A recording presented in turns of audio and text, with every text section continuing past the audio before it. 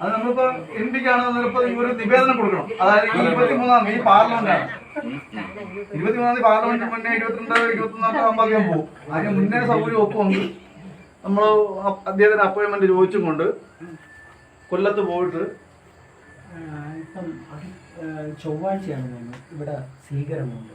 ഇവിടെ വെച്ച് കൊടുക്കുന്നത് നമ്മൾ പോയി കൊടുക്കുന്നതിന് ഇവിടെ കുരിയോട്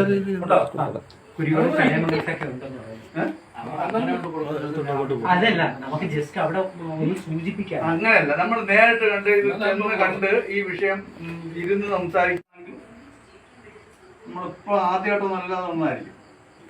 തുടക്കത്തില്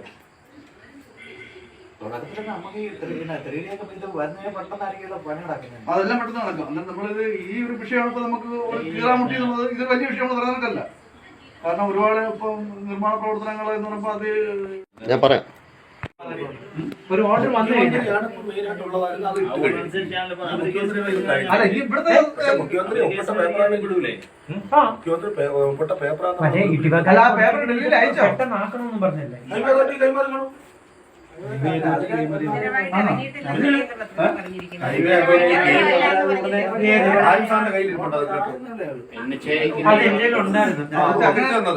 താങ്കൾക്ക് എന്താണ് പ്രതികരിക്കാനുള്ളത്? ഈ പദ്ധതിയുടെ തുടക്കത്തിൽ ഇതിന്റെ NHAയും അതുപോലെ തന്നെ ഗവൺമെന്റുകളും എല്ലാം പറഞ്ഞിരുന്നത് ഈ നിർമ്മിതികൾക്ക് കാലപ്പഴക്കം നിശ്ചയിക്കാതെ തന്നെ നഷ്ടപരിഹാരം നൽകും എന്നാണ് അന്ന് പറഞ്ഞിരുന്നത്. പക്ഷേ ഇപ്പോൾ അടുത്ത കാലത്ത് അറിയാൻ കഴിഞ്ഞത് ഡെപ്രിസിയേഷൻ നടപ്പാക്കും, അതായത് കാലപ്പഴക്കം നിർണയിച്ച് വീടുകൾക്ക് നഷ്ടപരിഹാരം നൽകും എന്നാണ് ഇപ്പോൾ അറിയാൻ കഴിഞ്ഞിട്ടുള്ളത്. അങ്ങനെയാണെങ്കിൽ വീണ്ടും ഈ സമരസമിതി തുടർന്നും പല പ്രക്ഷോഭ പരിപാടിയിലേക്ക് പോകാൻ വേണ്ടിയുള്ള തീരുമാനം എടുത്തിട്ടുണ്ട്. തീർച്ചയായിട്ടും അതിനുള്ളൊരു വ്യക്തത ഇതുവരെ ഞങ്ങൾക്ക് കിട്ടിയിട്ടില്ല. ചടയമംഗലത്തെ സംബന്ധിച്ച് 3A നിലനിൽക്കുന്നു എന്നാണ് അറിയാൻ കഴിഞ്ഞത്. ഈ 2 ആഴ്ചയ്ക്കുള്ളിൽ അവർ ഈ 3D വിജ്ഞാപനം പുറപ്പെടുവിച്ച വില്ലേജുകൾക്ക് നഷ്ടപരിഹാരം നൽകി തുടങ്ങും എന്നാണ് അറിയാൻ കഴിഞ്ഞിട്ടുള്ളത്.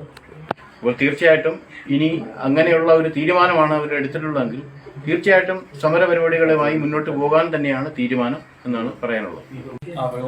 നമ്മുടെ ഗവൺമെന്റ് നമ്മളോട് പറഞ്ഞിരുന്നത് ഈ നമ്മളെ വീട് മറ്റു വസ്തുക്കൾ, അതായത് നിർമ്മാണ പ്രവർത്തനം നടത്തിയിട്ടുള്ള എല്ലാത്തിനും കാലപ്പഴക്കം നോക്കാതെ തന്നെ വില നിശ്ചയിച്ച് നമുക്ക് തരുമെന്നാണ് പറഞ്ഞിരുന്നത്.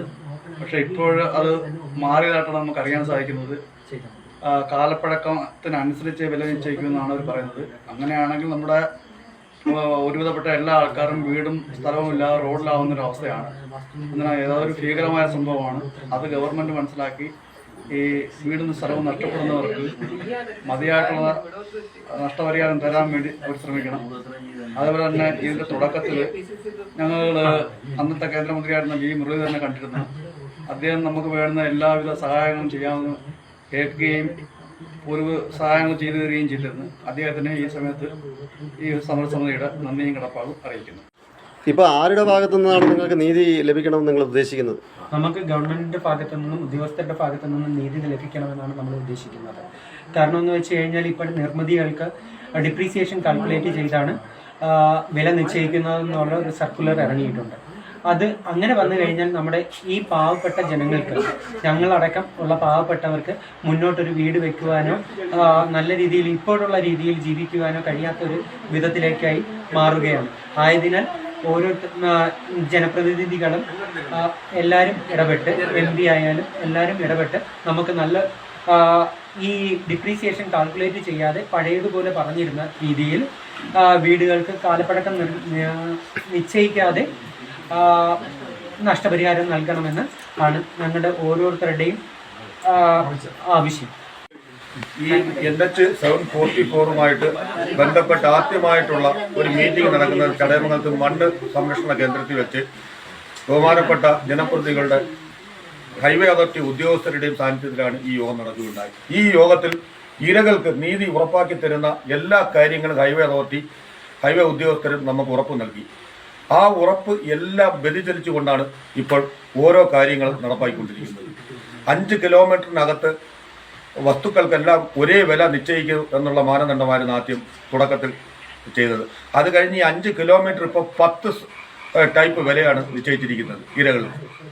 ഇതിൽ നിന്നെല്ലാം ഹൈവേ അതോറിറ്റി ഉദ്യോഗസ്ഥർ വ്യതിചലിക്കുകയാണ് ഉണ്ടായത്.